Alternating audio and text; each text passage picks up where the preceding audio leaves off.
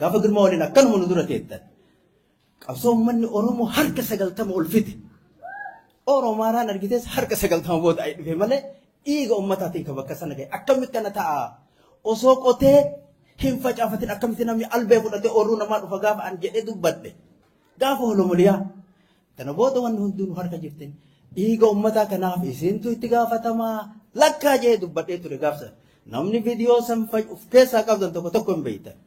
gaafa san gaafa galma holomuliyaa amma ummanni Oromoo tokko hundeen isaa tokko rakkoon isaa tokko ummanni ammoo tuyyuu tokkummaan isaa sibiilarra jaba namni ummata Oromoo dhamaase isin hoogganoota dhaabbota dabalee miseensa wanti dhiiga ummanni Oromoo fidatee harkaan gahe gabrumatti nu deebise hoogganoota dhaabbota ofii keessanii dhiiga ummataati waan harka keessan gahe waliin deemtanii ummatan deemuu dadhabdanii kisaaraa ofii keessanii booftaniin ummatallee kasaarsitanii warra dhufaaf gabraa nuti gadi deemtan hojii akka kana obboleen Joon nama guddaa nama jabaa gaafa inni duraa dhufe obboleen Joon jennaan dhagaamu kan socho'a gaafa 91 namni hunduu yaadattanii gaafa sana akka dubbiin isaanii suni gaafa ummanni moonatti dachee gad deebi'eeti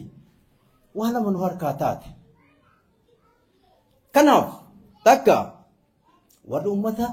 gabrummaa keessa naqe isini malee warri tokkummaa dhabe isini malee ummata Oromootii miti ummanni Oromoo tokkummaa qaba ummanni ammoo bilisummaa ofii dhiigaan fidee isinitti kenne ofii waliin deemtanii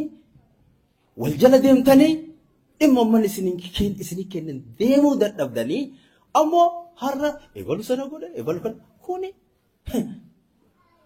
hojii teessanii waliigala gakkoottaa akka tokkotti yoo isin dirsa wal taatan malee bilisummaa wal ijaamuun jiru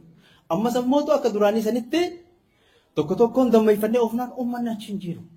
haalli isaa ulfaataadha maaliif nuti nama ol baasuuf gabbuusuu hojiin teenna yookiin tokko ol buusuu tokko gabbuusuu miti bilisummaa ofiiti walabummaa ofiiti birmadummaa ofiiti ummanni keenya kan itti qabsaa ture bilisummaadha walabummaa birmadummaadha kana gaafa inni gahe ooftanii balbala angoo geettan takkatu asutaaltanii sun achuma lafatti Itoophiyaa jettan gaafa duramaa Itoophiyaa jettanii eegalin gaafuma duraa eegalamu kun ummata Oromoo qoraan godhanii erga oliin gahan Itoophiyaa jechuun hin danda'amu gaafa duraa nama jabaa akkamitti dhumate maqaa Oromootiin maqaa Oromiyaatiin maqaa bilisummaatiin maqaa walabummaatiin sindu waan miti nuti ummata keenya onnee hidhachiifne surrii hidhachiifne wanni isin duuka hiriirsine bilisummaa ofiitiin mirga biyya ofiitiif akka biyya ofiiti gonfachiisuu fi malee akka nama ol aangootti ol haa ba'uuf gabbuu ofii miti hojiin ta'e gaafin ummata Oromoo takkattiin isii hin deebine bakka san irraa hin sochoon dhengatti dhufee balbalarra gahe Oromiyaa walabamtee argame hin argamne Oromiyaa yoo fedhe ummanni yoo filatte gara Oromiyaa keessatti yoo fedhe jiraate yoo fedhe biyya ofii argate akkuma Eertiraa suni jechuun yoo mirga ummataaf kenname sun ummanni murteeffata achuu hin geenne afaan ummata Oromoo deebi'e hin deebine Finfinneen tanamni irratti dhumaa dhufe deebite hin deebine maaltu wayyoo maaltu siqe maali faayidaan nu argan sababa keessanii kun hundi isaa